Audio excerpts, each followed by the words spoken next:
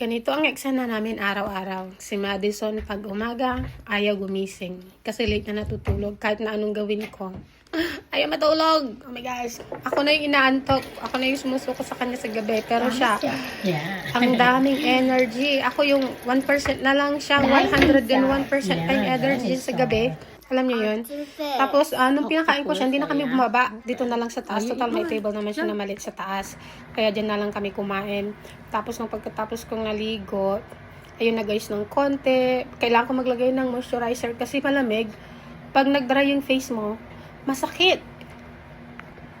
Tapos, nung naglalagay ako ng lip balm, si Madison, may sinabi siya, pakinggan niyo siya dyan.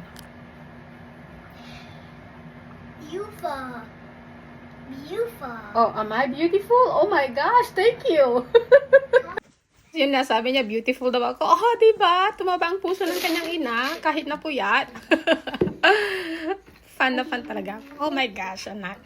And then yun na, nung pagkatapos niya ng kumain, tumaba na kami, nilagay ulit ang mga coat kasi super lamig, as in sobrang lamig guys. Nag-snow kagabi pero konti lang, buti na lang at konti lang. Kasi hindi ako marunong magtanggal ng snow. May may machine, dalawa. Pero abutin naman ka, pag nag-manual ka, abutin ka ng oras. Pag machine, madali lang. Mabigat naman yung machine, hindi ko natin. Kaya buti na lang at konti lang ang snow kagabi. As usual, balot na balot. Si Madison, ayaw niyang iwanan ang kanyang stuffed toy na cat. Dinala pa rin niya. Kasi umiiyak.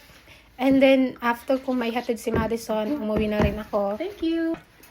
Kasi nagluto ako ng almusal ko kasi hindi ako naghapunan kagabi. Ang kinain ko lang kagabi, balut. May nabili akong balut. Nung kinakain ko siya, sabi ng asawa ko, kainin mo pag wala ako. Sabi niya, ganyan. Ayaw niya makita ako kumakain ng balut. Tawa ko ng tawa nung sinabi niya yung kagabi. Ayaw niyang kainin. Ayaw niya makita pala na kumakain ako ng balut. So, kinain ko siya nung nasa basement. Tapos, ayun na. Tignan niyo siya, guys. Nag-snow, pero konti lang. At least konti lang. Mabilis mag-drive pag ganyan. Pero pag mataas ang snow, oh my gosh. Hindi ko na siya papapasukin. As in. Ayun, marami na rin tao. Ano yun? 7 o'clock na yan. Medyo madilim pa ng konti. Pagkatapos ko siya may hatid, umuwi na rin ako at nagluto ng almusal. Kasi hindi nga ako kumain kagabi. So, ang niluto ko lang naman is spam, itlog.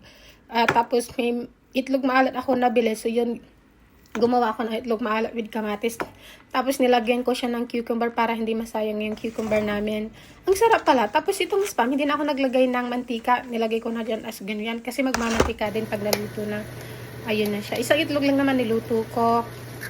And then, habang nagpe-prepare, nilinis ko muna yung mga dapat linisin bago umakyat sa taas, bago mag-start ng work. Para pagdating ng hapon, wala na akong gagawin. Yan na yung kamatis. And then, after that, guys, tignan nyo. Try nyo pala yung itlog maalat na may kamatis with cucumber. Masarap. Nag-complement yung itlog maalat dun sa cucumber. Tapos, hindi ko na binalatan, nilagay ko na lang. Hinati ko lang, tapos kinutsara ko lang na ganyan. Diba? Mabilis lang. Paano nyo ba ginagawa yung itlog maalat? Paano nyo ba hinahati? Binabalatan nyo pa ba or hindi na? Okay, so yun lang for today's video. Thank you for watching. Tayo ay kakain na at may pasok pa sa work. See you next time. We love you all, guys. Thank you.